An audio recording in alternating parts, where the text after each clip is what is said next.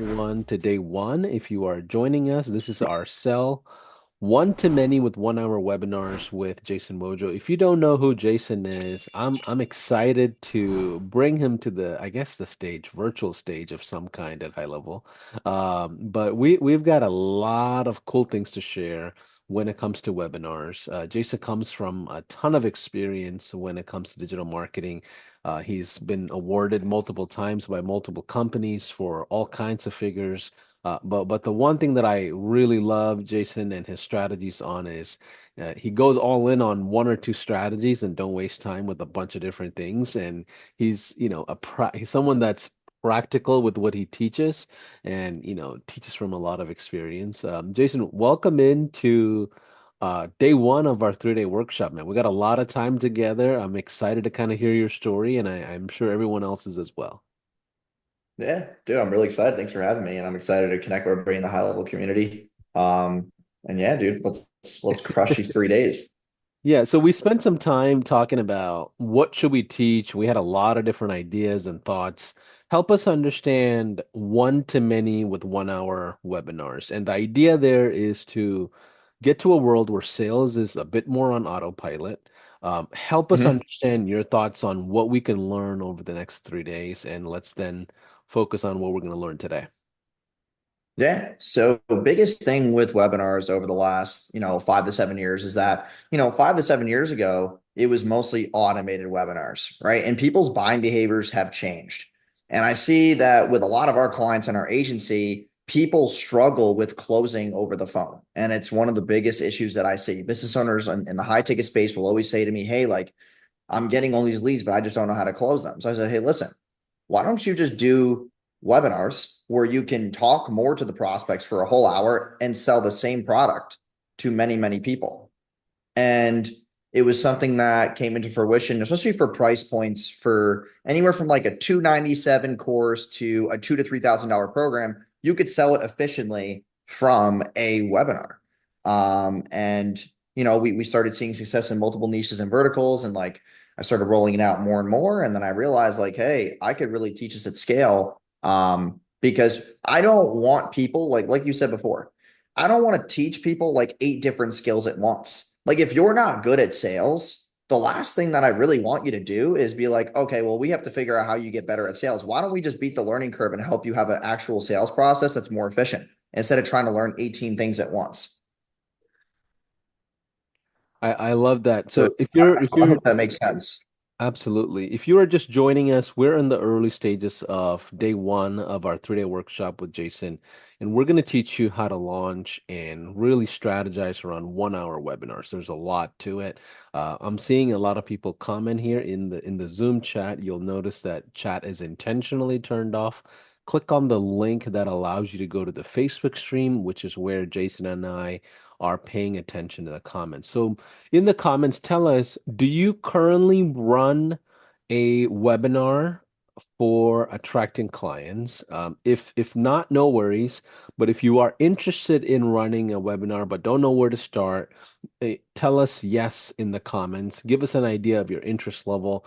And Jason, before we go any further, tell us about who Jason is. Like, what's your story? How did you get into the world of marketing? How did you find high level? And like, what are we going to learn today in day one? Yeah. So, just to go over like what we are going to learn, before I go into my story, we're going to be going over the basics of what your webinar offer should look like. Okay. So a lot of people are confused about what do I say on a webinar? What am I going to be pitching? Like, what should my product look like? What's a good offer stack? What do people actually want to hear from me? I'll be going over all of that today. So you actually understand, like, hey, I have this package. Now we know what people are going to get. And now I can put it on a landing page. Now I can put it into an ad. Now I can put it into the right copy. Now I can put it into emails. Now I can put it into the SM, like whatever the ecosystem looks like. And now I can revolve my content around it because the biggest thing I see with business owners right now is that they think as if they are the customer. You are not the customer. You have to think about what the results driven promise is that they want, not what you think they want. And that's a big thing. So, how I got into this, I was in culinary school 7, 8 years ago. I hated culinary school. I wind up dropping out. I was flipping Pokemon cards instead because my dad only gave me $180 a month to survive in college, which is not a lot of money, especially in New York, not a lot of money at all. I had like, these coupons for the food at college. And like, I realized that it just wasn't for me. Like, I didn't like being in lab for 6 hours a day. I liked Pokemon cards more. I still trade to this very day. And it's a habit that actually does very, very well.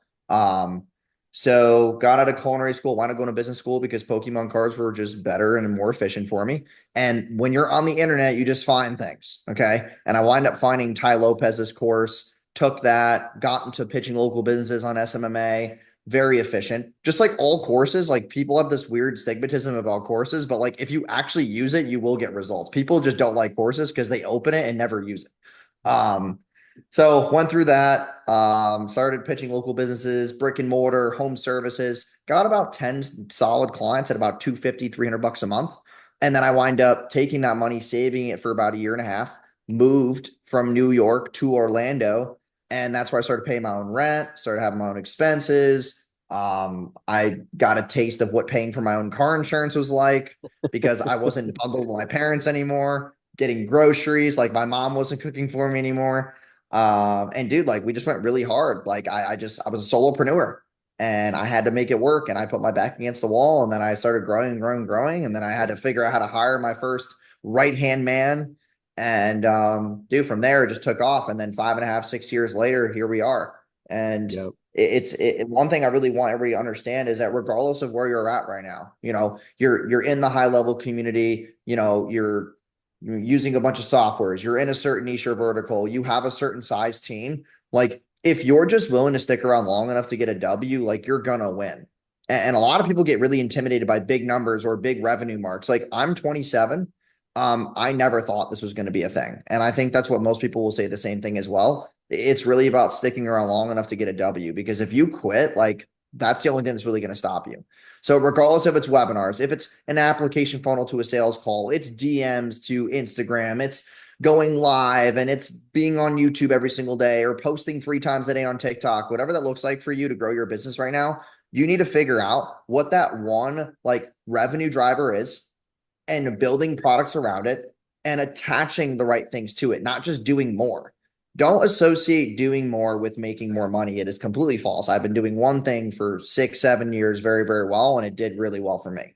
So I'm going to teach you webinars because I know that webinars work if you do them correctly.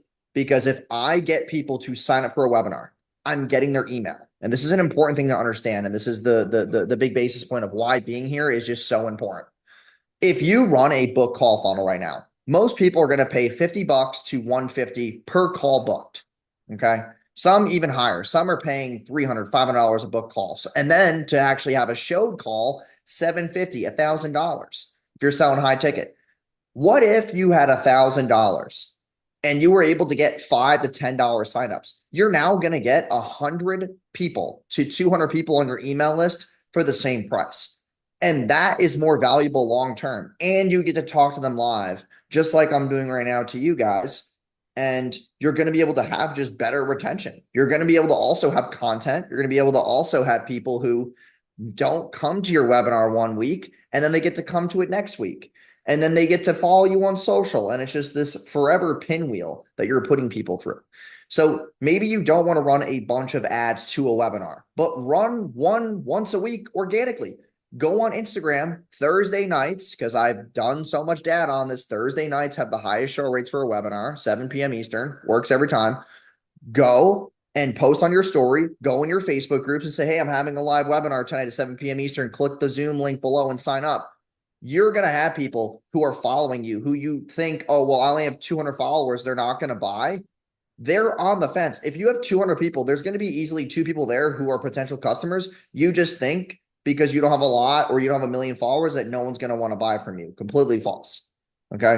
I look at, dude, some of the most intimate, smaller rooms are the best rooms. The smaller rooms are the best. Just like this, we have 250, 240, whatever people. Like these are the great size rooms to where we can be more intimate. We can be more engaged. You don't need to have thousands of people in a room to make a lot of money. The smallest rooms I've ever had, I've actually made more money in smaller rooms than bigger rooms, surprisingly. So Just being able to have that engagement to the audience. Absolutely. So, Jason, as we go further into setting the agenda for the day and what we're going to cover exactly, and I know you're going to share your screen and stuff like that and go through slides and whatever. I want to make sure everyone here understands everything we're sharing is not a assumption or we're not saying that you're going to be able to go make a bunch of money, right? We're going to tell you from practical experiences of how we built businesses and the trials and tribulations behind it. And don't assume you're going to make the same amount of revenue or have the same exact results. That's not true. Matter of fact, everything we share is going to be special results that we've achieved over time. And I don't, I don't want to speak, I'm speaking for high level in general, and Jason will speak for himself, but I want you to know that webinars work. I know it works. I even went to a lot of events around webinars in Florida with Onyx Single and a couple of others similar like that, that hundreds and hundreds of really big players are in a room strategizing how webinars can move the needle, and that's the only channel they use and nothing else. And we know that this works if it's done right. What I wanted to do with Jason is come in and teach you the fundamental basis of what you should look at, how you launch a webinar. And I know a lot of SaaSpreneurs are in here today. Tell me in the comments, what are you an agency owner? Are you a SaaSpreneur? Are you doing both? What industry are you in? If you can give us engagement, I know it'll energize all of us together. And as a community, we can go further, farther. But I Mhm. want to know what industry you're thinking about to run a webinar. Is it automatic? Is it like live? Is it replay oriented? Is it pre-recorded? Is it live? Is it evergreen? There's so many layers to webinars. But Jason, if you want to share your screen and just tell us what are we going to learn today? And I know, Jason, you also mentioned you do want to do some giveaways. You're going to give away a snapshot and stuff like that for those that are jumping into a trial. Can you just first Mhm. maybe address that before we go into the agenda? There's a lot of people that are here that I've never seen some of these names. They're probably on the fence about high level in general. And I Okay. know we have a 30-day trial. Maybe let's highlight some points on that and then we go through Yeah. data agenda. Yeah. Yeah, of course. So, first off, after working with so many different softwares out there, okay, and it's not to bash anything out there, but I've used everything from ClickFunnels to Kajabi to everything in between A to Z. Okay. And um, we were in a place in our business where we were capped on ClickFunnels. We were tired of having to hook up Zapier to all these things. Right. And I was like, hey, how can we just condense all of our stuff into one platform? And then one of my partners at the time, Casey, he was like, yo, just go to high level. And I was like, I don't know what high level is. I had no idea at the time. And then I wind up, using it. And I was like, dude, this is insane. Like how I can do all my texts, my emails, my landing pages, my automations. I can put my sales team in it. I can do all of these things and it can still API key and webhook hook up to Zapier, even if I had to do anything else. And that's when I decided, I was like, hey, like we're just going to switch. For anybody in this room right now who is like, oh, I have all these different softwares, I have my course here, I have this here, High Level does it all. And I was able to partner with High Level as a sponsored marketer over the last 6 to 7 months now that we've been, doing this. They came to one of my events, they sponsored one of my events. They've been really kind to be able to have me come on here and spread my message and reach. We have a 30-day trial for you guys. So I don't know who's going to drop the link. I put the link in the Yeah, Zoom chat. Uh, Jordan, if you want to grab that and throw it into the main streaming, you can. But this is for a limited time for those that want to do a 30-day yes. trial. We typically don't do a 30-day trial because we know the Yeah, it's product is going to always a 14-day trial. So, you can go to any other platform. It's 14 days. We're doing 30 because you're on this workshop right now. So take advantage. There's no risk. At yeah, day 29, if you want to cancel, you can cancel, but you're not going to want to. So yeah. go And for it. and it, 30 and if days. you do jump into this link, you do get snapshots and collaterals and resources from Jason. Can you share a bit on that? Yeah. So the snapshots that I'm going to be sharing with you guys are if you have your webinar landing page, right? You have your webinar landing page. I'm going to go over a lot of examples and templates and show you some actual live webinars right now that we're running that are doing very, very well to give you some offer ideas. I'm going to go over, probably a good 3 to 4. And the biggest thing with this is that you need to have high show rates on a webinar, because that's the biggest objection that we get is, hey, Wojo, I'm going to spend all this money on ads. How can I guarantee people are going to show up? So the snapshot I'm going to give you is the webinar landing page template. Okay. So that you can literally go into your high level account and say, okay, cool. I know that this webinar landing page works. It gets $5 to $15 signups with ads. And you can literally plug into your high level and start playing with the words. And I'll walk you through like how I curate headlines, my sub headlines, what the landing page should look like, etc. And you can look at proven ones that work right now. Second thing is you're going to get the exact emails and SMS templates. So what am I going to send to them? What are my subject lines? What is the email going to look like? I have all these SOPs, even the emails and SMSs after webinar. And also what you're going to get is a Google Doc that breaks down and shows you proven webinar ads, right? So you're going to be able to see winning ads that have worked really, really well. And then on top of that, you're going to get um recordings of webinars that are actually converting. So you're probably going to sit there and go, oh, well, I don't know if my webinar is going to convert. Like, what do I say? What are the slides? You're going to get those slides. You're also going to get the recordings from ones that don't include slides, because sometimes slides are good for some niches and sometimes slides are not good. So I gave you both variants of a webinar that made money without slides and one that made money with slides. So I'm giving everything, because it's just going to be really exciting to be able to, branch this with you guys and show Yep. you what I've been working on. Also, we're going to hop into Ads Manager. We're going to do a bunch of cool stuff. You're going to be able to see ads that work. You're going to be able to see the copy, like all this stuff. Yeah. And I'll tell you this. I care a lot about education inside of high level. It's one of the things that I'm passionate about in biz dev as a department as a whole. So we're very careful of who we bring on a webinar, put them on stage and hear their message and make sure it applies to you guys. And I can tell you what Jason's going to teach you is going to move the needle in your business. I want you to pay attention.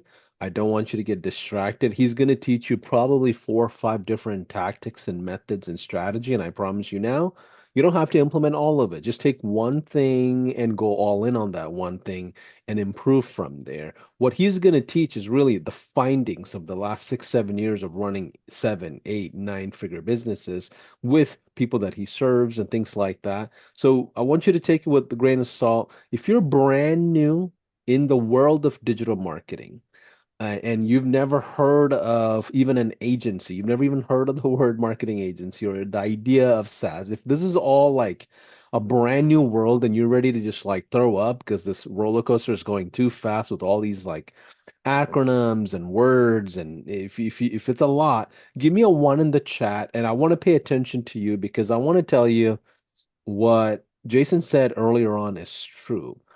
Just stick it out. Be around the right people, be around the right coaches, the right mentors, and stay true to yourself and put in the work. I promise you the results will yield on its own.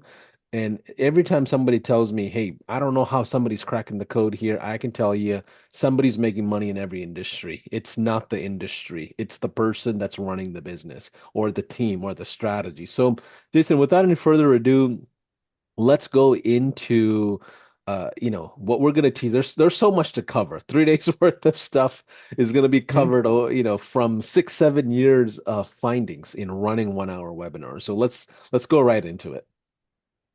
Awesome. So let me get my screen open here. I have a couple that I want to go through. Yeah. So Okay. day one, you're going to talk about funnels and landing pages, or day two or day three. Help us break down all 3 days real quick as So we. I'm going to go through like just offer ideas, and also show you the verbiage of webinars and how, because the biggest premise, and I'll just get into this. I want to simplify this as much as possible. So what I'm going to show you today are a various amount, and I'm just going to scroll through these and we'll deep dive into each. Okay. I'm going to show you multiple webinars right now that are currently converting, and I will be able to dissect each one and basically break down, hey, like, why do these do so well? Why do they work? Okay. So let's just rear back to the very beginning of what a good webinar standing offer will be. Okay. If you're sitting there right now and you are a coach, consultant, service provider, digital info product owner, offer owner, whatever you want to classify yourself as, you need to understand that people do not want anything complex. Okay. They want a RDP. Okay. And what is an RDP? An RDP is a results driven promise. So make sure this is recorded, but make sure you're sitting there right now thinking about your offer. Like you need to be able to tell the audience what you do in one long sentence. Okay. What do you do in one long sentence that will get people to go, aha, the aha moment for the actual prospect? So if you're in real estate and you maybe are teaching people how to get into their first Airbnb, or you are a SaaS business owner who's helping real estate agents book an extra 10 calls per month on autopilot, like you have to actually think about what that one sentence is. And the reason why I'm bringing that up and I'm getting so heavy on it is because a lot of people get hung up on, like, what am I going to talk about in this webinar, et cetera, yada, yada, yada. I'll go into all that. But what I want you to understand right now is I want you all to sit there right now and write out your headline. What is your training going to reveal and who is the avatar? And I always start off my headlines this way. Training shows how X kind of person or X kind of avatar is going to get this one thing. Okay. We've always heard, you're one funnel away, which is not really true, but like the audience needs to realize that they want to be this one, like your unique mechanism is the one thing. Okay. And what is a unique mechanism? Well, a unique mechanism is the thing that makes your product so unique that they can't just go on Google and search it somewhere else. They can't go online and be like, okay, let's say, for example, like my thing is like my 4-prong ad system. Okay. They can't go on Google and search that and find somebody else who's a competitor. That is my unique mechanism. I have a client who does a webinar on getting people in their first Airbnb. It's called the B&B Boost program. No one can go on Google, search it, and say, okay, I found someone else with a B&B Boost program. No, that is his mechanism. Okay. And it's important to understand this. So what is this results driven promise that you're going to give people? And then what do they not want to do? And that is the without piece. What do they not want to do? Like for this offer, they don't want to put up any of their own money. They want to use crowdfunding, or they want to get access to a pool of investors to get their first commercial property. Like maybe they don't have crazy credit. They can't put up, or they don't have a ton of liquid funds. They don't want to put their own money. Okay, cool. Mike and Bo can give you access to their network, and they can also put in money into deals as well. Okay, this one, people want to know how to sell. So his specific audience was car salespeople. Hey, if you're a car salesman, I'm going to show you to double your commissions in 90 days without being sleazy or salesy.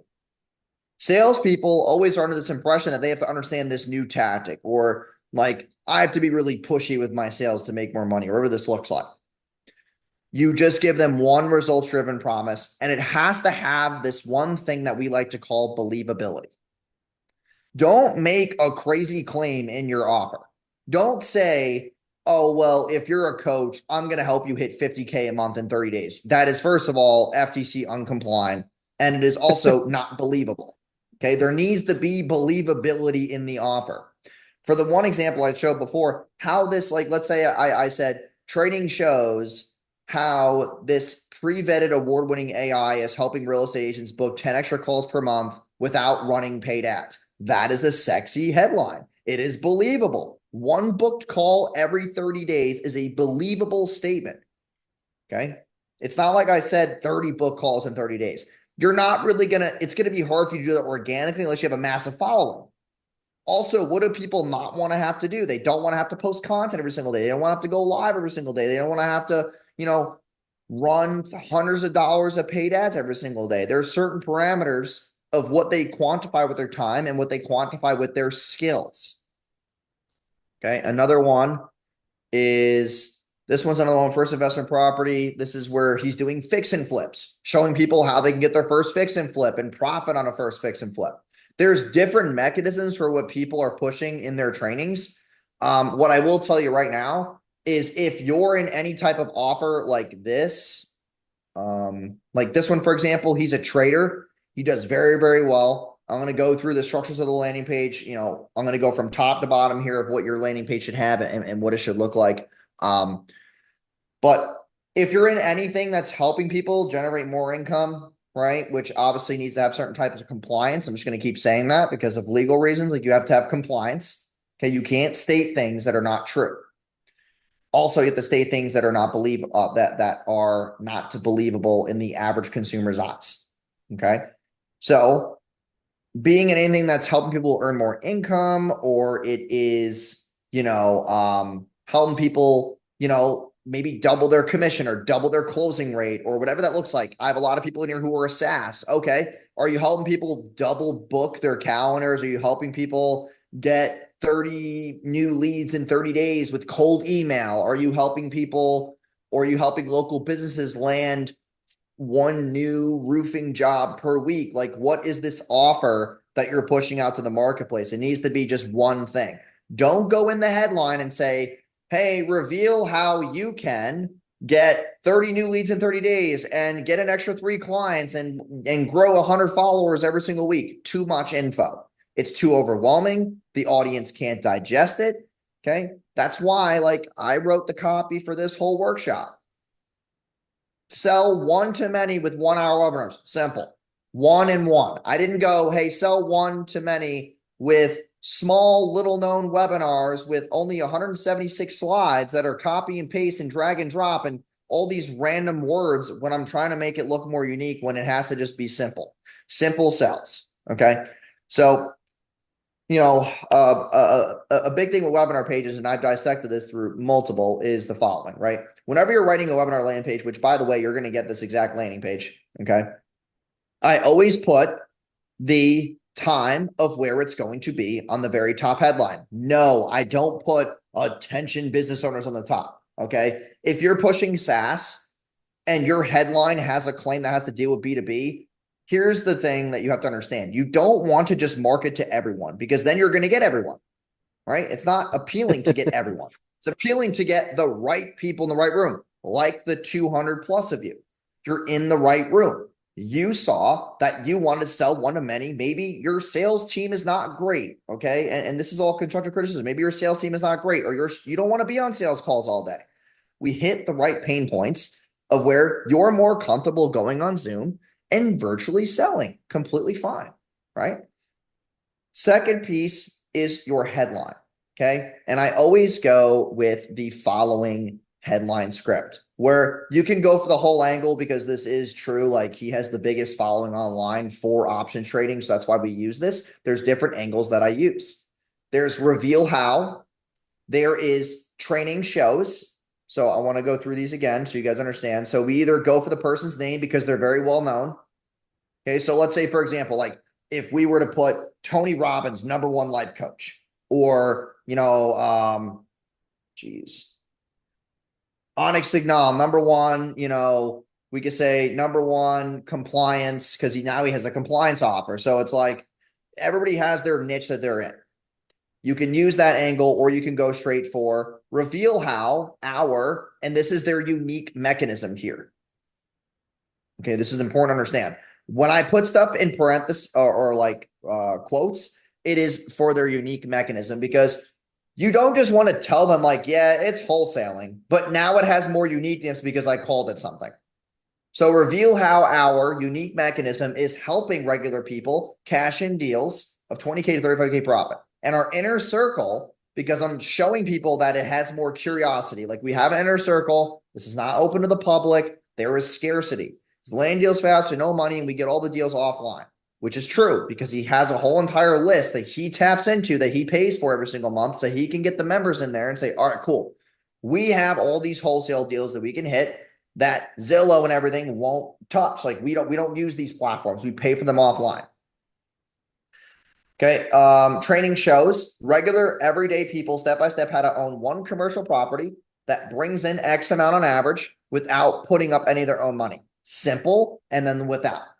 Okay, so it's either training shows, avatar, step by step how to do X, or it's reveal how our unique mechanism is helping X people generate X result without X, or it is the I'm self proclaimed. People know me in the space. I don't have to explain myself. Like, you wouldn't really see, Tony Robbins or Dean Graziosi using headlines like this. They would just put their name in the headline.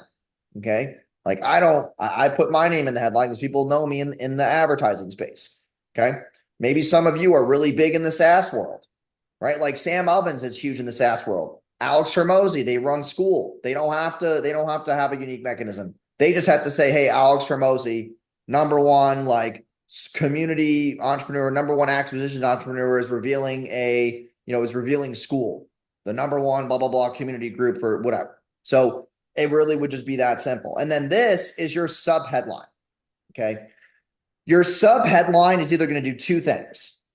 Your sub headline is either going to do a without, which means without having to do X, Y, and Z, which you should sit down. And I always have this black whiteboard behind me. This is a little cool, like productivity hack. I see a lot of people who use whiteboards and they're actual whiteboards. Okay. I'm going to be honest, they're boring like the whiteboards. I use a black with white chalk because it actually makes me want to use it. It's a weird psychology hack. But when I had like just a regular whiteboard, I got bored of it because everyone has a whiteboard. But not a lot of people have a glass whiteboard. And no, they're not crazy expensive, like $100. But like they're very cool and it makes me want to use it. So what I'll do is I'll go on my whiteboard and I'll be like, okay, what are the things that my avatar does not want to do? And I'll write them down from most important to least important. And I'll usually highlight 3 of them. Okay. So reveal how this simple copy and paste trading here is helping his students see quick wins, even with small account. Their biggest objection is 2 things. It was, can I start with $500? Like, do I need a crazy account size? Okay, no, you can use it with $500. It's fine. And having to know when to get in or out. No, I will literally have this thing automated in your trading view so that you don't have to worry about getting in or out. This one, they want to know if it's going to be fast. They want to know if they need any money. They want to know if other people have access to the same deals. They don't want to be calling the same leads that everybody else is calling. Okay, this is the second type of headline. This is where you can do a social proof based headline. So there's the without the avatar having to do X, Y, and Z. And then the second kind of sub headline is, well, and it's all backed by X amount of revenue that we've generated through, commercial real estate, or that we've generated through SaaS, or that we've generated for real estate, that we've generated for SaaS business owners, whatever it looks like. Right. And that is the social proof based headline. Okay. So we have when the webinar is, we have our 1 sentence headline that can also include the without if it's small enough. Okay. Because if I put the without here, it's technically not the subheadline. The subheadline goes underneath, and I usually will correlate the colors. So if you see kind of like a pattern here, whatever color I use on the top bar, I usually will make it the subheadline so that it kind of is like a little bit of like a leapfrog jump. I make the headline isolated because the headline is the most important part. This is your results-driven promise. And I get a question a lot about results-driven promises. Like, oh, what should mine be? Or, what if mine is just helping people grow on social media? Okay, well, break that down. What kind of growth do they see? What does that growth do for the avatar? And what is that avatar now going to be able to achieve now that they've gotten your growth? Or, what if you're just doing email? Well, I only work with business owners with 5,000 emails on their list or more, or whatever that looks like. There might be specificity to who you can serve. Okay, well, if there have 5,000 emails, take all your past case studies and say, okay, how much have these people generated? How many meetings have you generated? Okay, take an average. Like, you have to use your resource out and develop offers. Don't let the offer be the thing that stumps you, because right now, I will make this very, very clear. If you can find a really sexy 1 sentence results-driven promise, everything else in the funnel will take care of itself. Everything else in the funnel will take care of itself. It's easier to develop your product, your offer stack, to know the person's objections when you can simply just sit there and say the one thing in 1 sentence, right? What do I do? Okay, yes, sell one-to-many with 1-hour webinars that have generated a 4x ROAS across 90 plus niches and verticals. That is my one claim. Has a result, has an expectation, has a unique mechanism, 1 hour webinars. It's not like I'm saying copy and paste, drag and drop. Those words are very tough now. They've been used for a long, long time. Okay. You have to be very careful with that too. Okay. So And Jason, then on the next, let's real quick, let's take a quick pause here and kind of see where everyone is. Jason's style is just going right into it and going through as much thorough, information as possible. So I want to take a pause and just make sure everybody's on the same page with me. For those of you that are macro thinkers, that are big picture thinkers, and you have to have the big bullet points, what we're talking about is economics of the offer, right?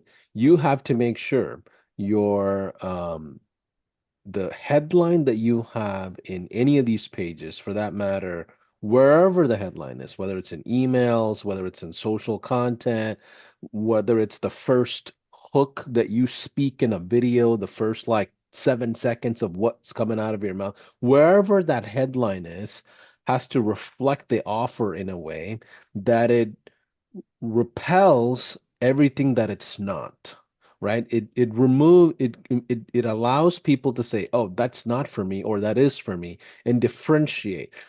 And Jason probably will tell you this, the biggest problem that happens when it comes to webinars is no one understand what the exact offer is. No one understands what is it that you actually get. When I go to events, for example, when I talk to marketers, I'll ask them, hey, what do you do? Every single one of them will tell me how they do the thing. How do they do the thing is what they tell me. They'd be like, oh, I do SEO, I do Facebook ads, I do social media marketing, I do blogs, I do web links. They tell me how they go about achieving the thing.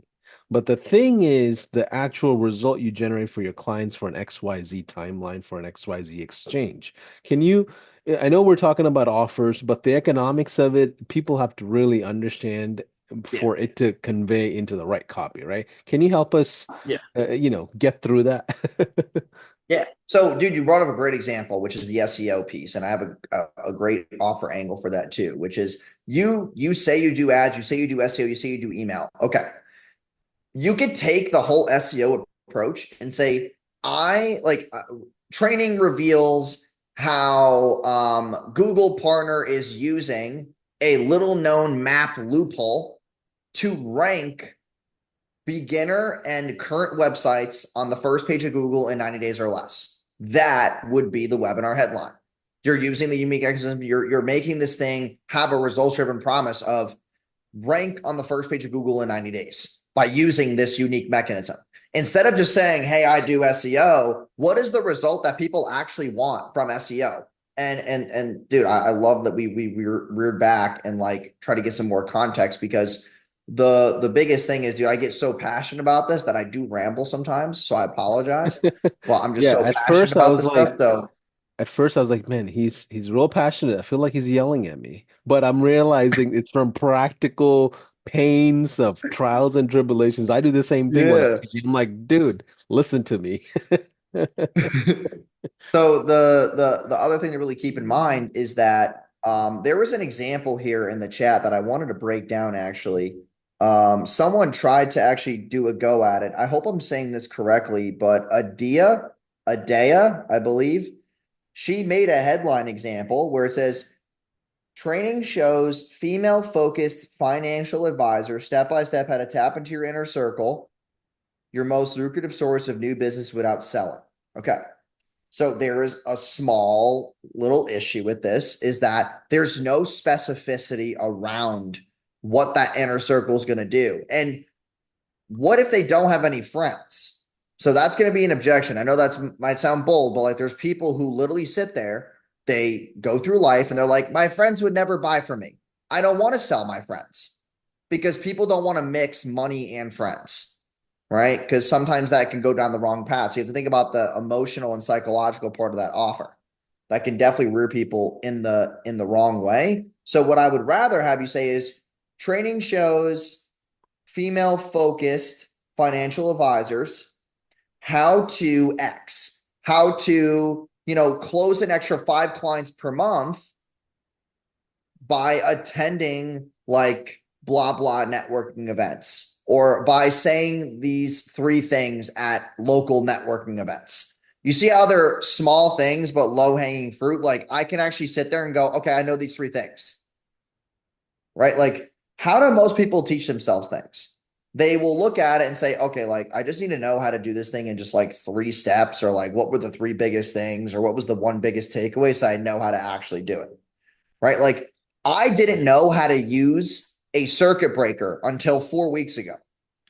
And it's because my gardener explained it to me because he was doing the auto faucet thing. But he was like, you have to look at the breaker, and each number is linked to an outlet, right? And then it go like literally he explained how the whole breaker breaks down and why there's two things on one. I was like, that's all someone had to do was make it simple for me.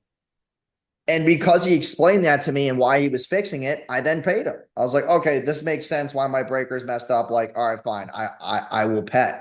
But if he were to sit there and say, yeah, so you're gonna tap into this thing and then go to the front of the house and then run around, and I'll be like, dude, I'm not gonna buy because you didn't explain it well. Like that Yeah. just sounds like a lot of extra work for no reason.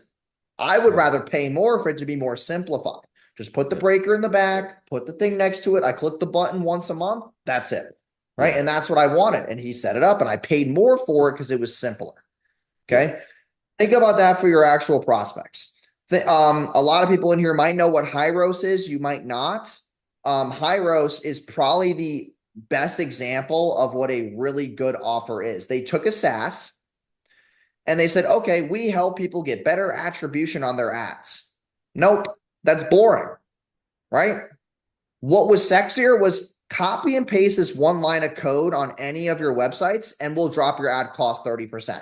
Done. That was the simplest offer headline that you could have made. But most people, when they get asked what Hyros is, they're just going to say, yeah, it's this attribution tool that helps me better track my ads. You want to know why they say it that way and why people think about offers that way? Because you're saying it person to person or referral.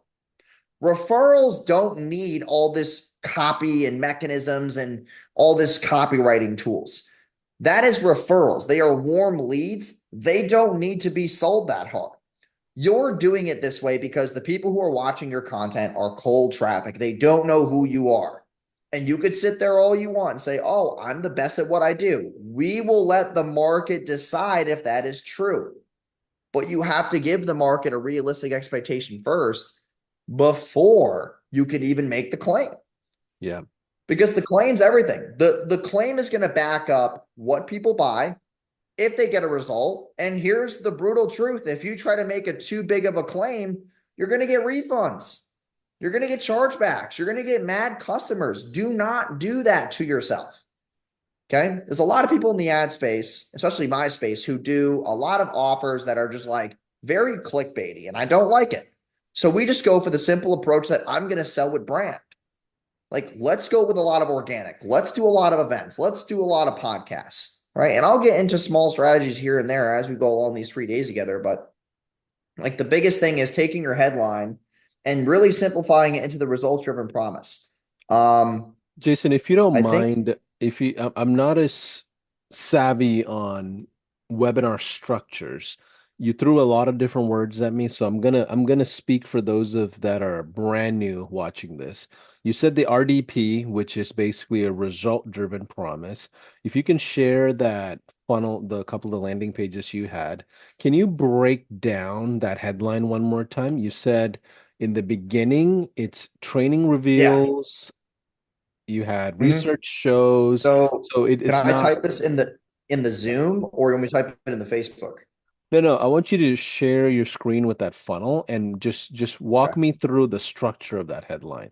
And Okay. yeah, here we go, right? Any one of these, So right? So okay. help us So understand that training headline, three shows. different components. Yeah. So training shows. This is where you're telling them what they're going to be attending. It's a training, right? If it was a live event, you would put live event in X city, but this is a live webinar. So Mm, it's mm, training shows, and then this is your avatar. The next piece is, okay, who is this person? Is it a real estate agent? Is it a insurance broker? Is yeah. it a agency owner? Is it a SaaS owner? So let's do Step let's by do step. let's do a plumbing thing just for fun, okay? If I'm Okay. doing a SaaS to attract plumbers to sign up for $100 SaaS offer for them to get reviews, just as an I example. actually have a plumbing offer. That's actually funny you bring that up. I run this. So this is a great headline example. This is Sweet. not for a webinar, by the way. Okay. Okay. This is targeting plumbing owners, and this is for a book call funnel. But we Okay. can use this kind of as like a offer angle Okay. and copy inspiration. So if it was Okay. for Cool. plumbers, it would say training shows how plumbers are hitting 1 million revenue mark or are scaling to a $1 million run rate in 12 months. So training shows how plumbers are scaling to $1 million run rates in 12 months without I gotta look. Having to sign up for 10 softwares or hire five marketing Yeah, agencies. like without complicated tech funnels or massive followings. And that's what Yeah. that would look like, And that's a right? draft. I mean, we're just brainstorming as we go, right? And Now, then Jared's plumbing company does well. So it would say, and it's all backed by my small town plumbing company in Ohio that does $3.2 million per year. That Jared will be revealing on this live masterclass. is that helpful, you guys? I'm literally going back and forth here with Jason, just getting you guys to think in a way that's relevant to the local businesses, right? Is that helpful? Give me a yes in the chat if you want us to do another industry like that. Is that someone said examples help quite a bit. Okay, cool. Um, Yeah. can we do Yeah, one more? I Maybe like saw med another one spa? in here. Yeah, can we do A like a med med spa. spa or Okay. so? Yeah. So a med spa would be, let me reshare my screen. Yeah, I I was like looking looking at at the Facebook headline and because breaking down the three so different, if yeah. it's a med spa, training shows how med spas are doubling their revenue in 90 days without spending a ton on ads, cold emailing, or having thousands of followers or something like that, or discounting their prices. That's a big objection. They think that they discount their prices to get a lot more revenue. Okay. Yeah. Another one could be training reveals how med spas are adding 10K per month to their business without a website, because you could run lead forms without a website, a massive following, or um thousands on paid ads. Yeah. And I it's all remember, backed by, and then you could put, and it's all backed by 37 med spas over the last 6 months that we've scaled using our proprietary blah, blah med spa accelerator or something like that. You make it a unique mechanism. So that would be a very good example too. so the key is, Jason, for us to figure out the avatar well enough to understand what are the things they don't want, right? Yeah, Because what they then don't that want. tells, Yeah, what they don't want, but has believability too. Because remember, if I said training reveals how med spas are adding 30K a month to their business in 90 days, they might not believe that. That's pretty bold. yeah. Okay. Or are This, able to add 10K a month sounds just more believable. yeah. This reminds me of when I was in my second year of being an agency owner, I realized, okay, I got to niche down and go all in on one thing. And I went all in on dentistry because I had a healthcare background before marketing. And when I started talking to a lot of these dentists, I realized that they didn't want more patients. They do not want to see more patients. It's a big misunderstanding marketers had that was teaching all these different things. Everyone was driving teeth whitening, teeth cleaning, hundreds and hundreds of leads, where dentists actually just wanted five veneer patients that are worth 20K each. Yeah. So my webinar would have said, training shows that brand new dentists could get to $100,000 a week without paid advertising and not spending thousands of dollars on a marketing agency or something along the lines, or without having to see hundreds of cleaning patients. Yeah. And then you could Just also like some headline for that too, be like, and it's only going to require less than 5 employees and selling one service, at a 80% margin, whatever it looks like. Like that would be a good sub headline where it's like, hey, I don't need to have a crazy big team. yeah, I don't need to have, I could just sell one service, which is the yeah, veneers. I completely understand because I work with a yeah, dentist right now. yeah, He's just like, hey, push implants, push push the veneers, implants. yeah, I don't want to do all these $99 teeth whitening specials, yeah, because it's just not that great of a lifetime value driver anymore. Now, here's a big thing that I really want to cover is as we go through these couple examples, I hope this is eye-opening for you guys. This is a big thing, though, that you also need to understand, okay, is that whatever you decide to sell on your webinar, okay, maybe it's a $997 course or a $2,000 SaaS for the year, whatever it looks like. A big thing right now is that you need to really understand what your product ladder is. And a lot of people who run webinars, they put everything and all they got on the front end, and you have no ability to upsell people once they start getting results with the first product. Do not be that person who goes on your webinar, sells a 997 course, and just takes every single product you got and say, okay, throw it all at them. Because when they get a result from your program, what are you going to sell them now? You can't because you gave them everything. So really think about that piece too. Like, what does your customer journey look like? Right? And this is a really, let me just go back to this screen and then I'm going to actually go over something real quick because this is really insightful for people is the way that I look at the webinar and my whole customer journey. Because if you don't understand how your customers even move, building your offers is actually going to be a lot more complicated than you think. So let me just go through this.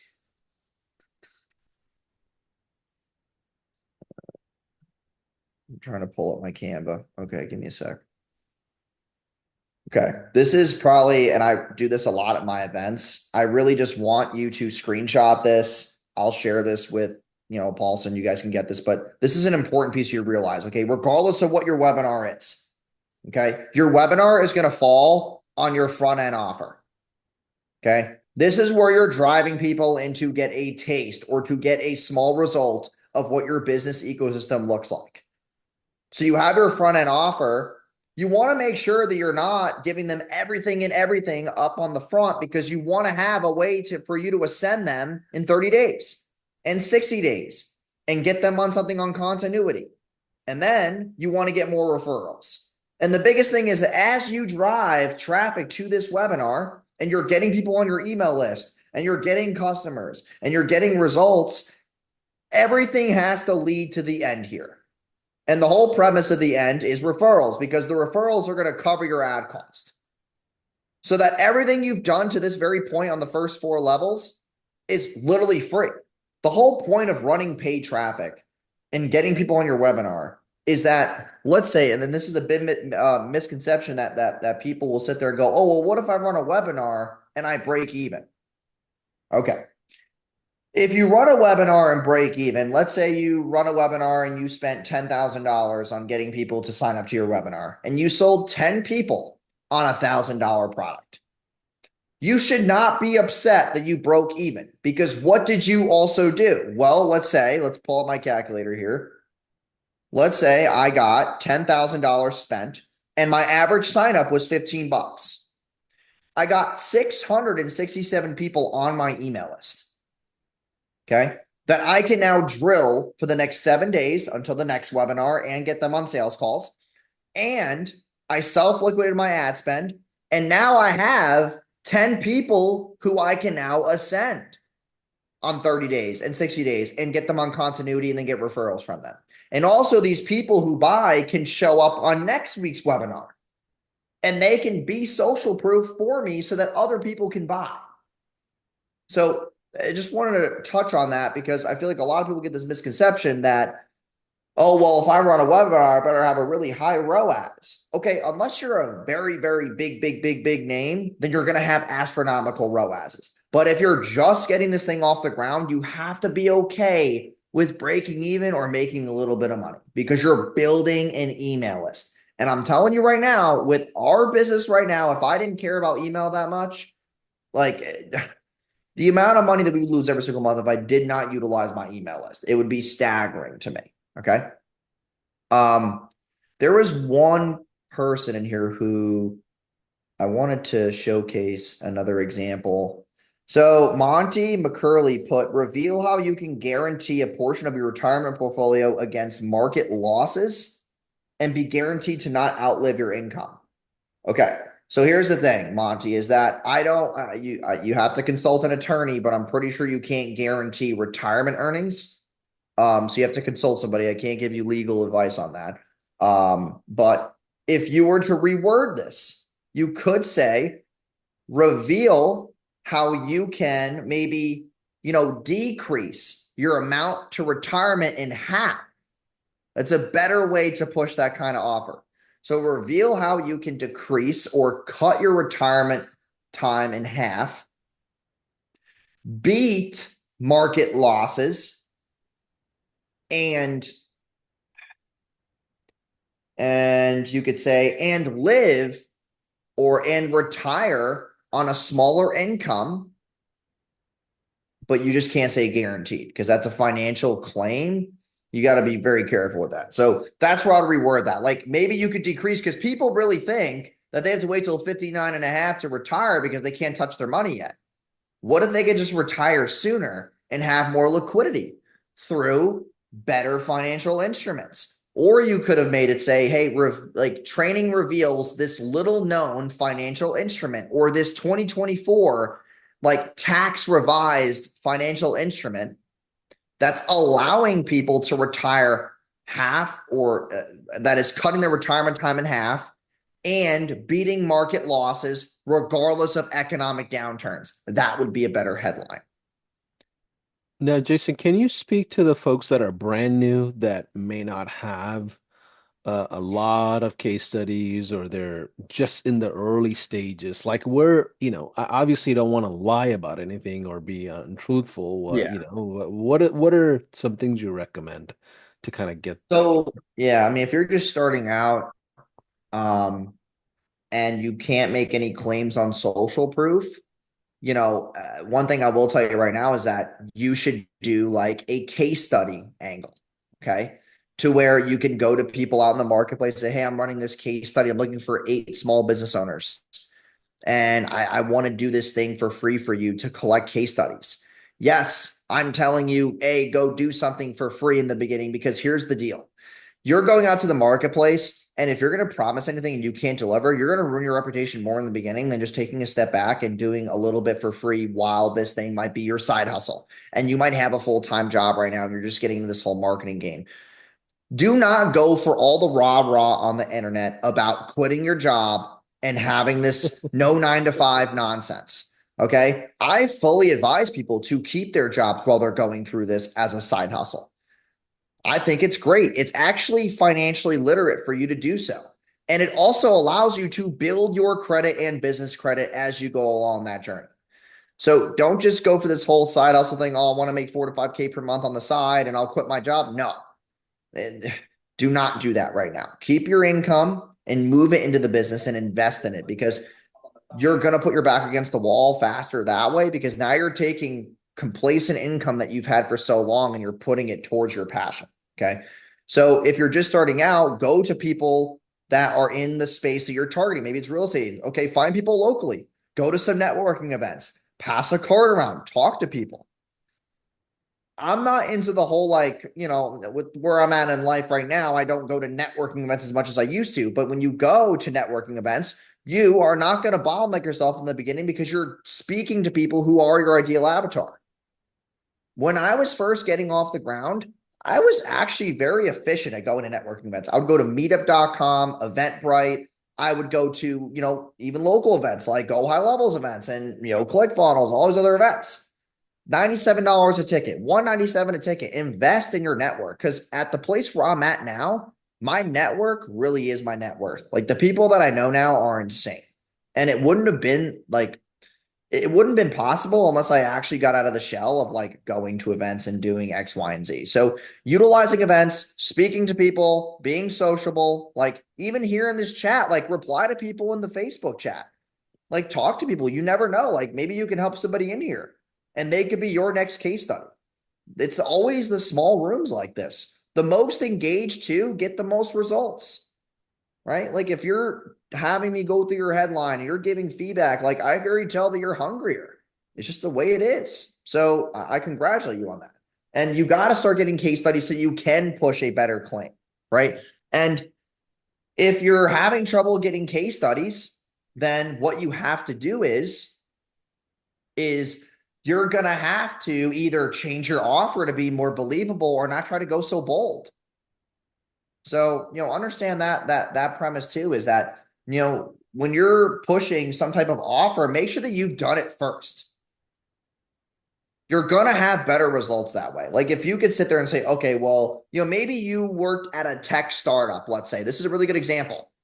I recently just got equity inside of a fractional CTO company. We're like an IT tech solutions company, and we're helping people place fractional CTOs. Just because this person had a job doesn't mean that they don't have relatability to the entrepreneurial marketplace. So what did I do? I partnered with him. I said, hey, listen, dude, you understand the tech space. You know how much corporate companies are spending on CTOs. 10 to 15,000 a month with medical benefits and 401k. Let's just make a fractional CTO business and we're just going to do it for them at 1/5 the cost monthly. So that's what we did. We took his expertise from his 9 to 5 and said, hey, listen, you understand the space. I can run the ads. I can do the marketing. You can do this and you can fractionally CTO multiple businesses. So look at what you're doing right now, either in your current job. Like maybe you do cybersecurity. Like maybe you can target a niche that's used to getting hacks or having problems with cookies and cache and all these things. Target that because you have leverage, right? What's a good example? I had an old client who unfortunately passed away. But he was running an offer teaching people how to actually accelerate their fighter's pilot license because he used to be in the Army. He was in the Air Force. That's a good offer. He took what he did, for serving our country and said, hey, listen, I'm going to help people now. Now that I know this, they don't have to go to the Air Force. I can help to beat the learning curve. It doesn't have to be just a course. It could be beating the learning curve. I'm going to help you try to beat having to go through all the trouble of getting your fighter pilot's license. So stuff like that you can take from current 9 to 5 things that you do and turn them into your side hustle. I love that. I think that's the key is people don't recognize what their strengths are often and they don't double down on it. They think about the next shiny object syndrome because somebody else is doing it from far. Okay, let me just jump because the grass is greener and often it's better where you're at. Jason, can we go back to the funnel for a second and help us Yeah. understand what the video is and what else is attached to it? Yep. So I know this is like a VSL feel, right? Yeah. So, we can, okay. So we'll basically the video on every of these landers. Some are lifestyle oriented, some are educationally oriented, depending on who your avatar is, right? For example, you were talking about dentists. Okay. If you're talking to dentists, you should probably be making this video in a dentist's office. Find a local client you're working with that maybe you're pushing a case study with. Ask them, hey, can I just film my ad in here so I can help other people like I helped you? Cool. Like ask and you shall receive. Okay. So the video is really premised on what they're going to learn. And I believe, can they hear audio? Okay, so check it out. Yep, yep, yep. Called the Extreme Wealth Builder System. This is my buddy Mike. I'm Bo. We've been best friends for over 25 years and business partners at the same time. We got over 30 to 35 years of business experience, and we bought a ton of real estate and own a bunch of businesses. We own 43 different companies in 15 different industries, and we own over. So the big piece in the beginning of your video on this page is predicating the social proof on why they need to take you seriously. Because if you pre-frame social proof, they're not just going to sign up, they're going to want to show up. Just getting a bunch of signups doesn't really validate anything. You validate the offer with social proof, having a good offer, having a good guarantee, and having the proof to back it up. Okay? Because that's a big reason why people get a lot of high show rates. It's because they have proof and they get you excited. For $150 million of real estate. So we're qualified to spread some knowledge, and we're willing to spread some knowledge. So we put together the Extreme Wealth Builder system where we're going to share our knowledge with you. The Extreme Wealth Builder started organically in our office, giving. The next piece is, what is this system and what's the story behind it? Okay, this is a big part of how the videos break down. So first is, who are you? What's happening? Live Thursday, 7 p.m. Social proof, and then storytelling, which is, hey, we found this system, which I just told you led to all the success in the beginning. Now I'm going to tell you how we founded it. Like, how do we come up with it? Because the storytelling is a huge part of marketing that most people still misconcept.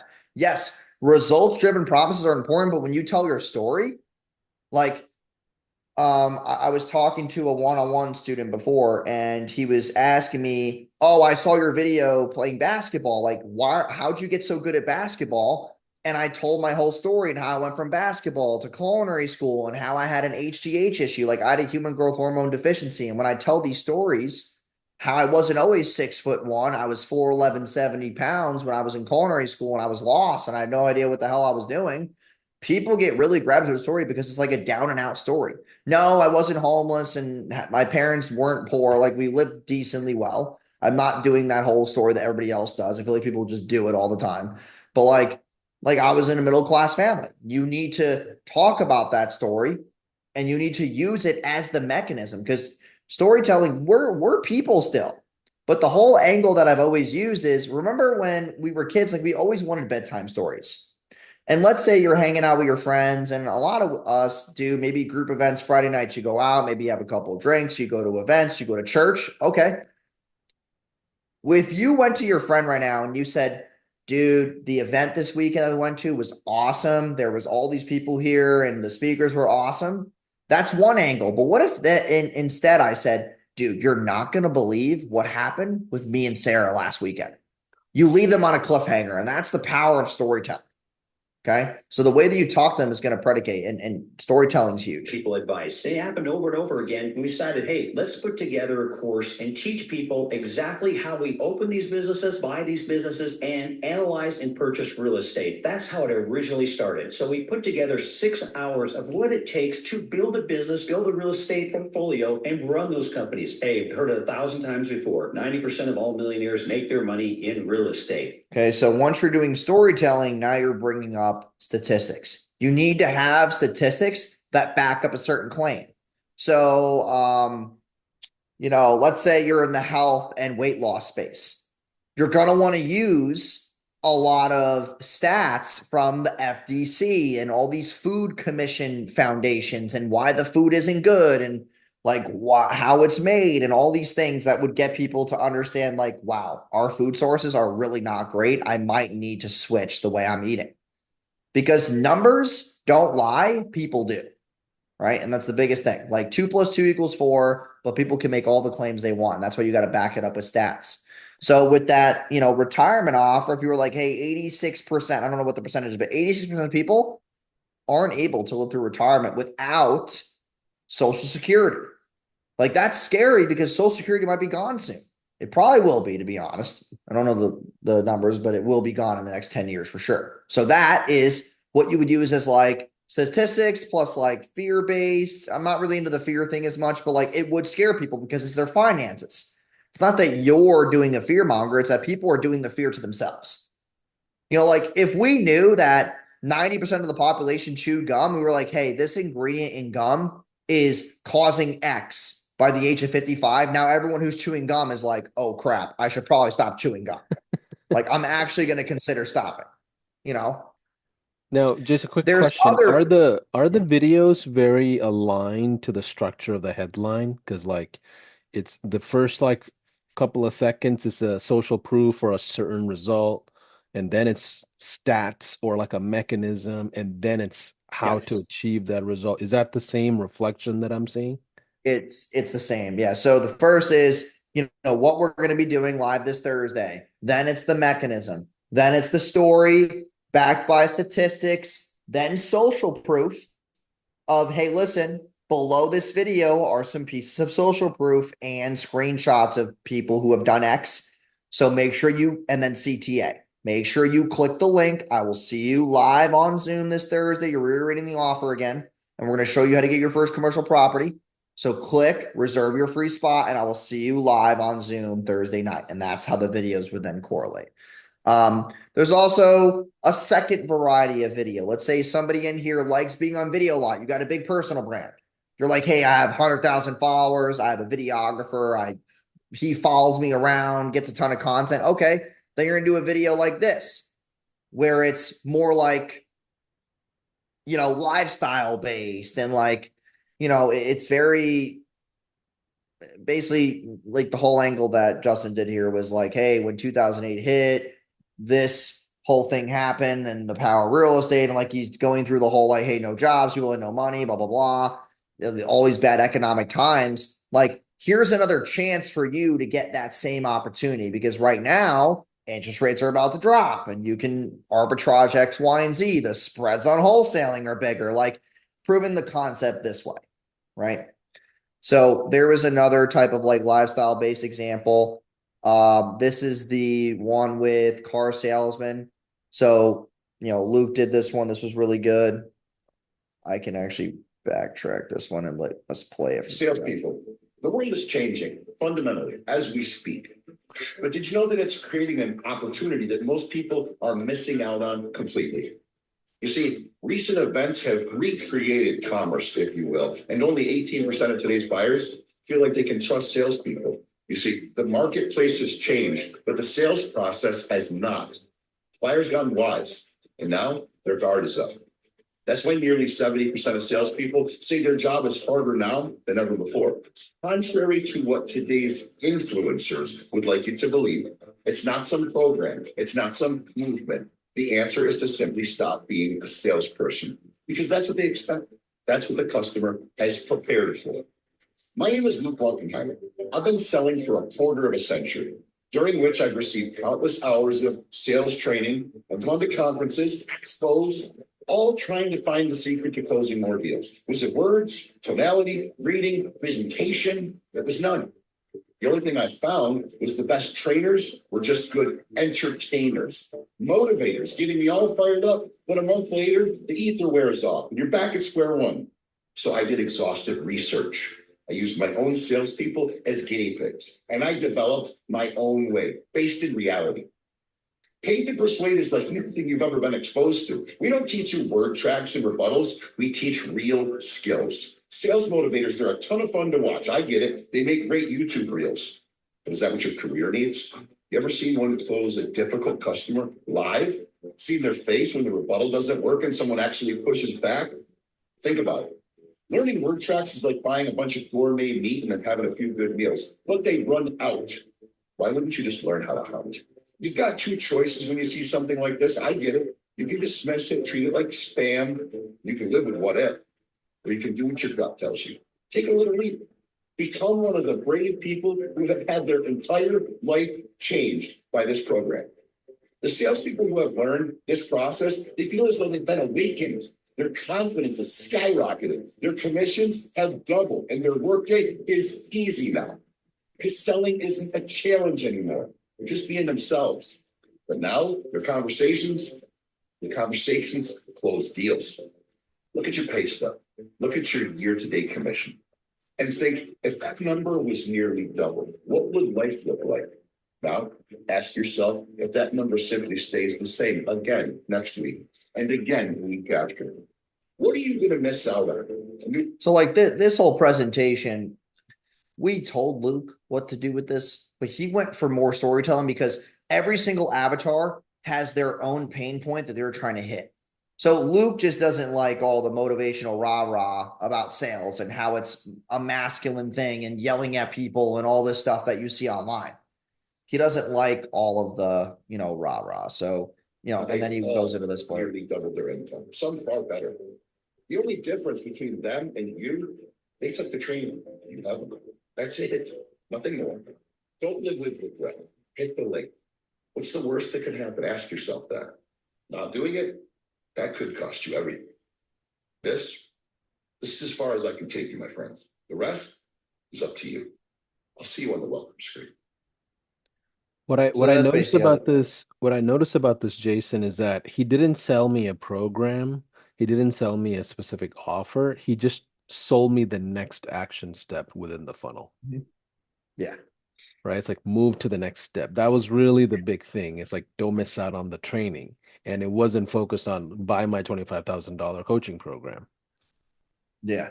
So the big thing too with this, that I want people to realize is that not everything is set in stone on this page. Okay. You can use and you can upgrade your high level account to be able to do split tests because we don't just test headlines, we test videos. We test multiple facets of a webinar that would dictate if something works or not. Some niches, that's why I show you a lot because I know sometimes they can be like, well, this didn't match what you said before. It is depending on the avatar.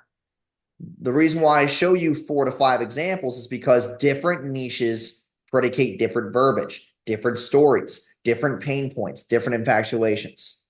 You either go for the story or you go for the sign up, results, social proof, call to action. Okay. And either one, you have to test which one works because here's the biggest piece on, a lot of the things we'll go over on day 2 and day 3, which is like the KPIs, which is what kind of numbers you're looking for, right? If you are running a webinar, don't just try to get the cheapest lead cost possible. You want real people in the room, right? You don't just want to have, like, if you're getting $2 signups, cool. But what if they're not the right leads? You're now going to sell the wrong offer to the wrong person. And because you didn't tell a good story, they're not emotionally attracted to you, which means that you selling them now needs to be a logical kind of buy. And I'm just going to be honest, most people are not logical. Okay. They're just not. Okay. That's why people know that alcohol is bad. People still drink. People know that texting and driving is against the law. They still do it anyway. And people know that cheating is bad on their wife or husband. They do it anyway. Like people know these things are bad. They do it anyway. So people are not logical. That's why most people emotionally buy. So, and then, what else I do on the landing page here is I go into what they're going to learn. So this is the next piece of all my webinar pages is what are you going to learn? Same thing with this angle too. What are you going to learn? I either do 3 parts or 4 parts, and it's always going to be the next section here. And do you always do 2 colors only, white and a accent? I'm noticing that. Or is that Yeah, I by keep it accident? congruent. Yeah, I keep it congruent because if there's too many colors, people will throw so many colors on a landing page where I'm like, dude, this thing looks like a scam. Like you got to make it branded and congruent because here's the biggest piece. Whatever you put here, your slides or your presentation or your next page, and you have the same branding. And if at any point the slides don't, like, let's say this one's green and white and they go on the webinar and it's bluish, they're like, wait a second. The landing page look like they really have that color recognition. Like all my stuff on my subtitles, yellow and black. The landing page is yellow and black. Wojo Media is yellow and black. It's all yellow and black. It's congruency. Okay. So that's why I keep it that way because I don't want anybody to sit there at one point and be like, hey, I don't recognize that brand. I want them to recognize the brand. So here we go through the 4 things or the 3 things. Depending on your webinar, you might have 3, you might have 4, but don't do 2 or 1 because they'll make it look like it's too easy. Okay. You got to have 3 or 4. Don't do 6. Don't do 7. I've tested this. It's too much. 3 or 4. Okay. Then you get into results. Okay. And this, just so you realize, I'm just going to go, these are just screenshots of trades. Okay. Every 3 pieces of social proof, you need to have a button. Okay. If you do not have a button, every 3 pieces of social proof, you're going to make people have to then keep scrolling more to find the next button. It's a conversion hack. Tested this so many freaking times, it's not even funny. Every 3 pieces of social proof, you need a button. A lot of people just assume, oh, well, if I had all 6 or 9 of these stacked up, I could just put a button down here. No, that's for desktop. 97% of your users are mobile. So make it easy for them. Then you go into the whole meet the presenter, where you have to explain their social proof. Why should you listen to them? This is the bio piece of the webinar page. Okay, you go through all that, and then you have FAQs, which I believe. Okay, so yeah, we tested this on Luke's. Luke's was better to have his bio above social proof. We tested it. For some reason, putting testimonials above his bio actually did worse. I don't know why, but the numbers don't lie, so it's whatever. Okay. And then we go into FAQs because people have big questions before they hop on this webinar. Where will I get this course? Do I also get mentorship? Who is this for? We're pre-framing the sale in the FAQs because they know they're smart. They know if I attend a webinar, they're going to sell something. No one just goes on a webinar and doesn't sell anything. Okay. How long does it take to get results? Is there any support if I get stuck? Like they want to know these precursor things before they actually continue. Okay. And then pictures of him with Brad Lee and pictures of him with the Elliott crew. Like this was good social proof too, because a lot of these guys have pre-vetted him in the space for sales training. We tested this one with FAQs. It didn't work well. Okay. So if everyone's wondering why they're not FAQs, we added to the page, the conversion rate dropped. So maybe we were being too abrasive with the FAQs because when we did FAQs for Luke, it was very like, you know, like Luke's very like, muscular, so he's a pretty pushy dude. It's like, some of the FAQs were just very abrasive. Ones like this, testimonials. This, we pre-qualified who they were instead of FAQs. We tested FAQs versus having this kind of angle. This is some way that you could actually end the landing page instead of FAQs. So who is it perfect for? Is this right for me? That's a good angle too to have on the end. 70% of attendees joined after attending this training. This pre-frames the buying cycle. Like, hey, there's a mastermind that we're going to sell you, and 70% of people will attend it. Okay, leading to faster wins and replacing income with real assets. Who is this for? It's perfect for those who are still looking for the first deal, real estate investors who are looking to triple their income productivity, who are working 9 to 5, who are looking for a way to simplify their portfolio with one property, who are limited on time and funds because they don't have to use their own money. Okay. This one is the same thing, but what are these 4 things? Okay, what you will learn. 1 hour. What are these 4 things people are going to learn? Okay, this one's not fully live yet, but finishing the bio piece here with a picture. Still doing this with them. I wanted to show this one because this one is in progress. So I feel like it'd be cool to show you one in progress. So we're going to put his bio picture here. Keep in mind, okay, you're going to put something here that's an authority pick, either him on front of a magazine, either him in front of his, maybe he has a nice Benz, or him at an office building with his logo behind him with a ClickFunnels award behind him, whatever it looks like for Jamie. Okay. And then testimonials, and we're going to build the rest of the page, but I want to show you this one in progress. Quick And question then for they you. click. Quick question for you here. This is all around one offer, right? You're not sharing 2 or 3 different options. You're not even talking about anything else outside of this one thing. Yeah. So I always want to keep it on one thing because the one thing is the main thing. And if I were to tell them too many different offers, I would over confuse them. It would overlap to where someone would say, hey, I saw this thing on your website about this, but like, do you also do that? Like now they're confused already. Confused people don't buy, right? A good example is like the 30-day free trial that we're doing for people on the workshop. If we said to them, hey, listen, you have to wait till the end and click a link and do a survey and do this, and we also have 3 options, it's too confusing. Just 30-day free trial, go get the high level free trial, right? Same thing with this. If I told them, hey, we have a mastermind and a partner program and blah, blah, blah, it would just over confuse people. And now they're confused. They're not going to take action or buy anything. Also, I've tested a lot of pop-ups. This pop-up has worked every single time. It wins every single time. So the way that I do step 1, and enter information below to reserve your spot, full name, email, phone, reserve my spot now. These buttons, this verbiage, this kind of pop-up and copy has worked very, very well. Okay. Now, do you ever do anything where it's just in the funnel itself without a pop-up, where it's a form, or do you like pop-ups no So matter what? dude, the pop-ups have worked better for these. They have. I don't know why. It's weird, but it has worked better.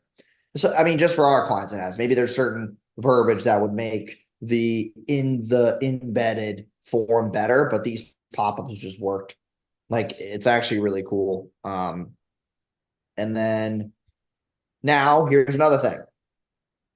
Okay, I'm showing you this example. I believe we updated this. We're about to launch this in about a couple days. This one, we have a different kind of pop-up.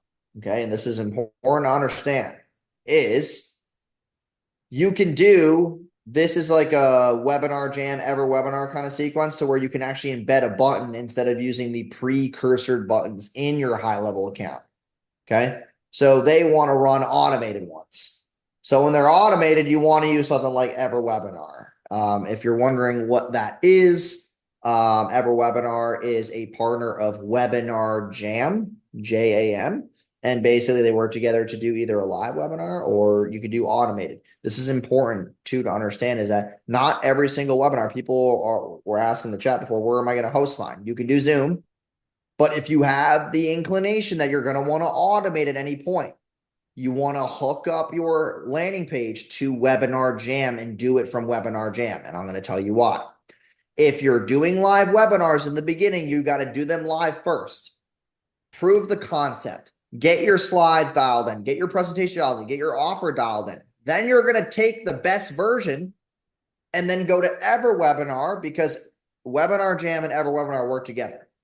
And Webinar Jam records them, records the chats, all that stuff, to where you can then take the automated one and run it as the live. And it has everything automated for you to where you don't have to re-record again or do another live. You just move it, and this is the only time I'm going to say it, but you can drag and drop it over. So you can drag and drop it from the live to the automated, and now you're running traffic, and you don't have to be there. You could have a VA or an admin or an assistant just watch the chat and put the payment links in when people are ready to buy. So now you could pull yourself away from the equation, and then you can focus on fulfillment and the back end and all the important parts of the business, or pushing new offers. I don't know, whatever you want to do, right?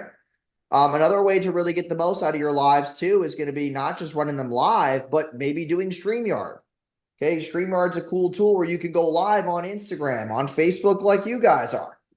You can do all these different tools to hit different platforms. Maybe you have 500 followers on Instagram, 2,000 people on Facebook. You got 300 on YouTube. Go live on everything, and you can get the most out of your audience. We tested this webinar with Justin's got a very big following. He's actually a very big name in the space.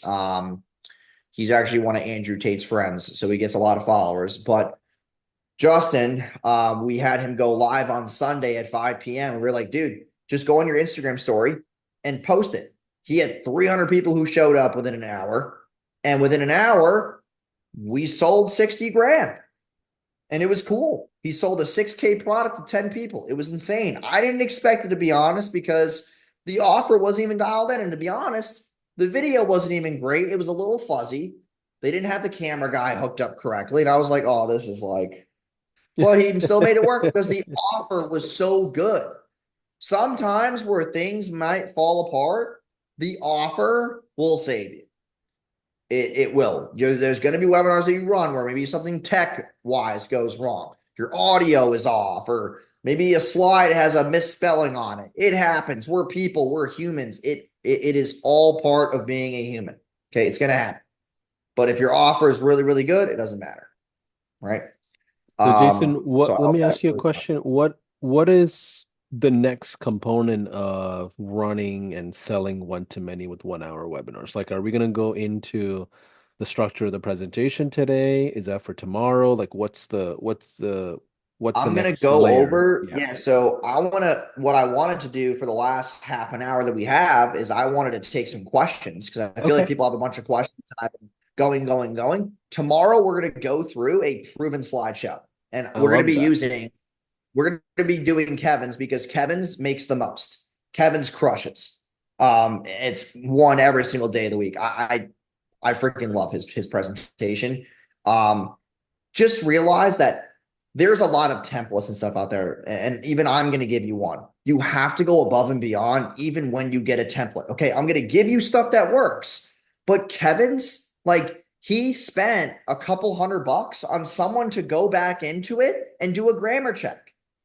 He spent another $1,000 for a designer to go in and make it nice and do all these cool little images and vector images and the congruency and the fonts and all these things that matter. Like, they just do.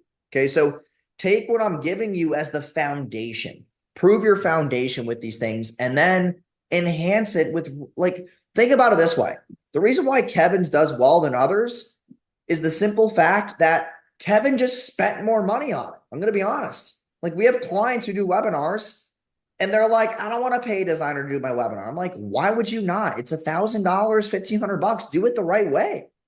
They don't want to do it. They don't see the value. They're like, no. I'm like, okay. Kevin did, and Kevin makes more. So he just took a better approach, because you got to understand, guys, when they're on your webinar, they're cold traffic. They don't know who you are. If you put a lot of money into the presentation and it looks very nice and clean, doesn't your prospect then think like, hey, the product is probably going to be very good too then? He's putting all this work into the slides. It's precursoring how well the product's going to be for me, how successful I'm going to be. Okay. It's a very good precursor. The way you do one thing is the way you do everything else. So I want to take questions from people in the chat. I love that. And then also what we'll go through tomorrow is slides. We'll go through the proven webinar. Okay. And in between, I'll answer questions too on that. We'll also go through the winning ad copy for webinars, what your ad copy should look like. And then we're going to go look at winning webinar ads, those 4 things. And then day 3, I'll go through campaigns with you, launching it, the emails, and the SMS. And then we'll go through some best practices. I love it. So here's what we're going to do. The next, let's see, 20 minutes, we'll go through and do a Q&A. So if you haven't got a chance to join us on the streaming on the Facebook page, go to the Facebook page. There's a link in the Zoom chat. Zoom chat is intentionally turned off. That's so we could save content, save questions and interactions and FAQs and all of that for later.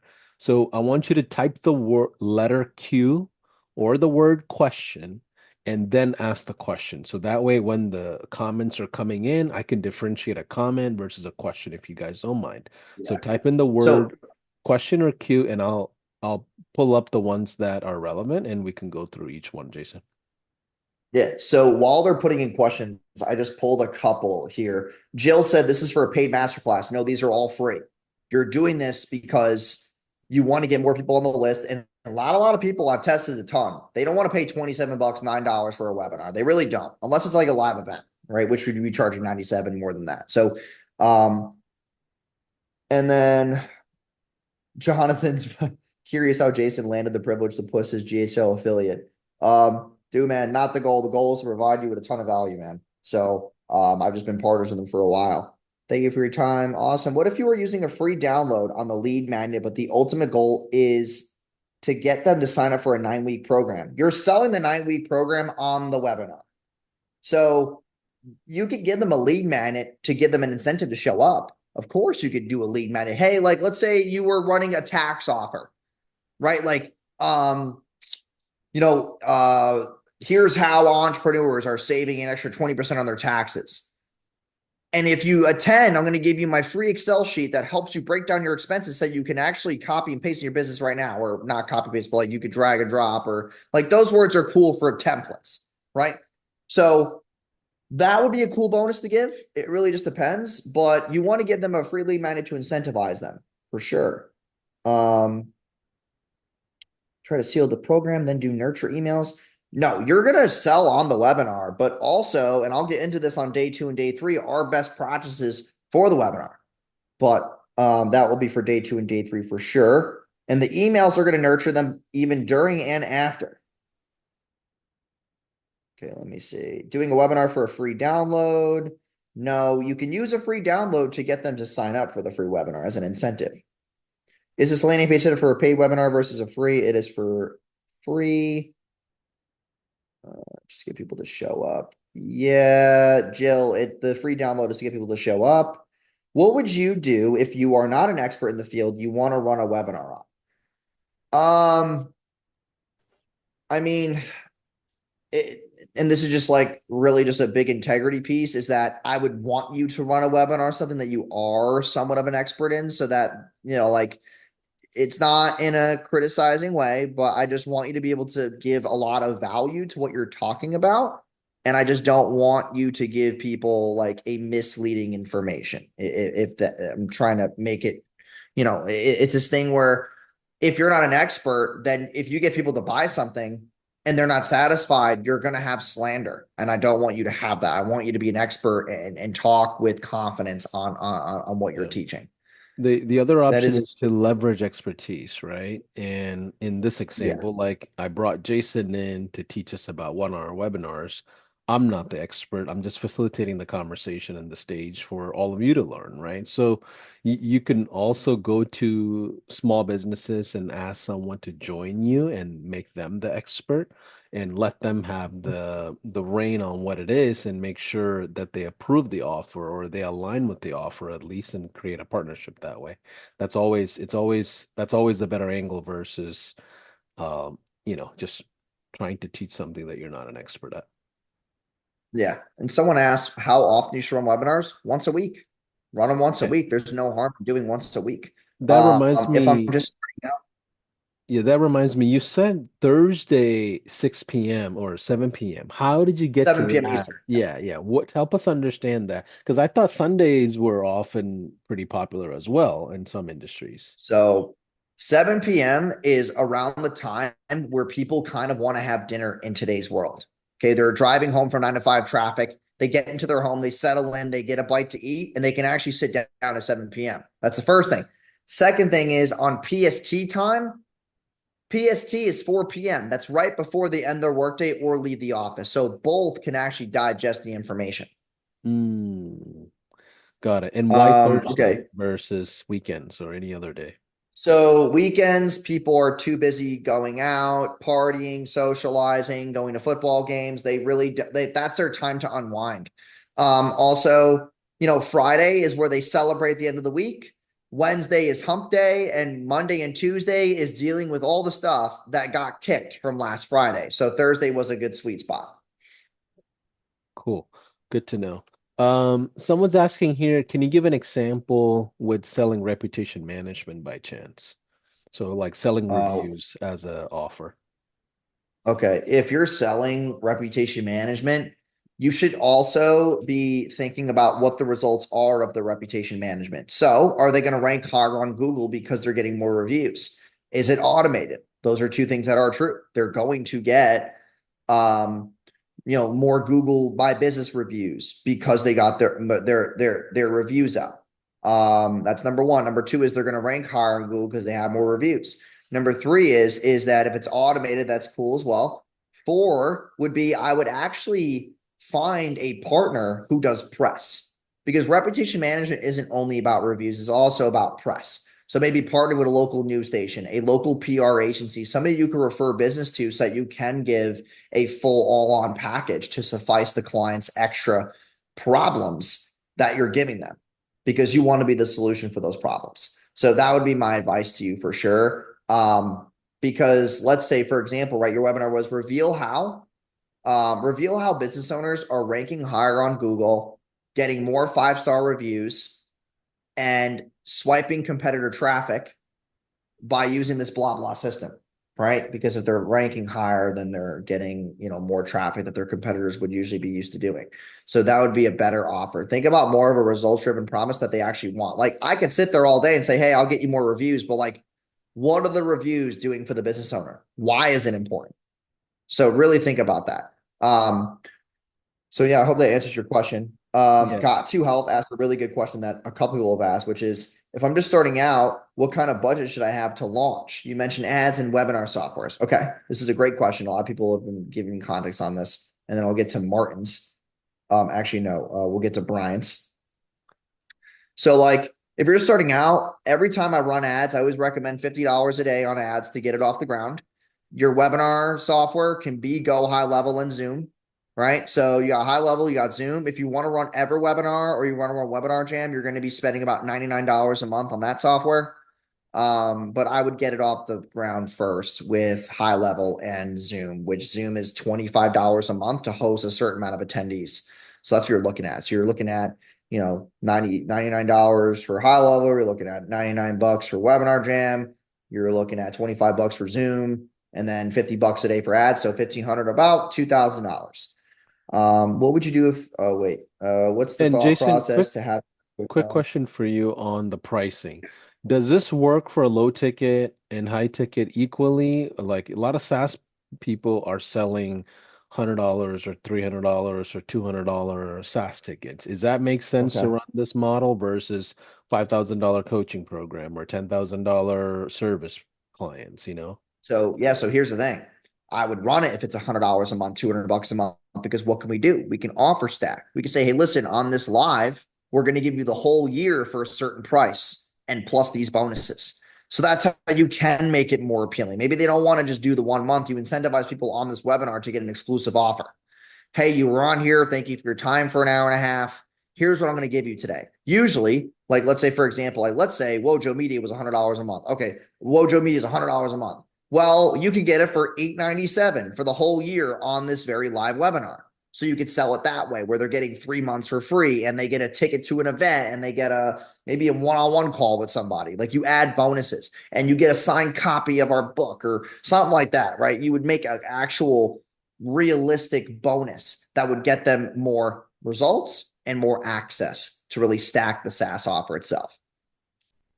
Got it. That makes sense because you can always sell annual packages and bigger tickets attached to it and hybrid offers and things like that to make it Mm-hmm. worth um, a while. So someone's asking, I know you said to not make, Neil is asking, I know you said not to make too wild of a claim on to be compliant. Then most of the headlines are saying double your business. Do you mean that you could be more bold in your headlines and then cover the more realistic results later on a page? Or should we try headlines that are less big, like adding 3 or 5 clients on autopilot versus double your business?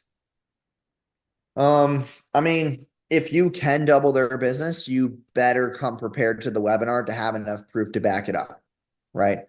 That's number one. Number two is that if you're going to make that claim, you better give the right expectation time frame. Now, if you said 30 days, that's not a lot of believability. But if you said 6 months, 90 days, right? You have to give the right expectations that have believability, right? I'm not into that whole like, hey, double your clientele in 7 days. That's crazy. Like, there's no way. Okay. There's ramp up periods for everything, and business owners understand that.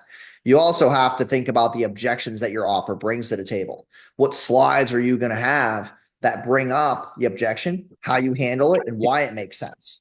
Because you have to do a mix of emotion and logic. You have to mix those two together. Most people are not logical, but you have to bring logic to emotion. All right. So, when they're sitting there and they're like, how is he going to double my business in 30 days? Okay, well, week 1 is this, and week 2 is this, and week 3 is this, and week 4 is that. If you break it down that way, you actually can have more believability. But you got to have case studies that show people who had that same time frame. Don't say in the webinar, hey, you're going to double your business in 90 days, and then you show a graph and someone doubled it in 5 months. Like, oh, that doesn't make any sense. There needs to be congruent social proof as well. Got it. Well, why don't we do this? Why don't we share a few notes on the 30-day trial and we can close out day one and make Yeah. sure the recording is available for everyone. What do they get if they jump into the 30-day trial? I'll go ahead and drop the link for the 30-day trial into the chat, and then we can close out. Yeah. So when you guys get the 30-day trial, you're going to be able to get the landing page template that I use for webinars. That's number one. Number two is the SMS and emails. And then also I'm going to show for people who want to look forward to day 2 and me explaining things. I'm dropping this all inside of the Google Doc. There's going to be a Google Doc that has all these that I'm going to be giving out. So you got your SMS and email templates. You got the winning landing pages. Okay. You have the 3 is you have the examples of good ads. You have all the ad copy. And then day 3, I'm going to show you and I'm going to launch an ad live with you. So you can see how I actually go through Facebook ads. Because I don't want you launching this thing on like TikTok or whatever just to make it quicker. Like I want to actually explain it so that you know how to launch your first ad. And yeah, I mean, the 30 days you can get if you follow the steps I'm going to give you over these 3 days, and we're already wrapped up with day 1 here, you're going to be able to launch a webinar. You could, if you really wanted to, you could launch it for next Thursday if you really wanted to. if you went back and did all the notes and built the landing page and got a designer and started building slides, you could launch your ads by Friday, have signups for a webinar next Thursday. You really could. Yeah. So breaking all these things down, going to be a lot of benefits. Yeah, absolutely. And for those of you that are already on a high level account, you don't need to do anything. On day 3, on Wednesday, we'll make these snapshots and all these collaterals available to you as long as you have an existing account. But we won't release that until day 3, just like all the other 3-day workshops. So stay tuned. Jason, thank you for day 1. Tomorrow, we're going to dive even more deeper into this and go through some cool stats and cool things about how presentations could be built, what the psychology is behind it, and then day 3 we'll talk about the follow-up systems and SMS and automations behind it. But we'll see you tomorrow. Bye for now. See you tomorrow.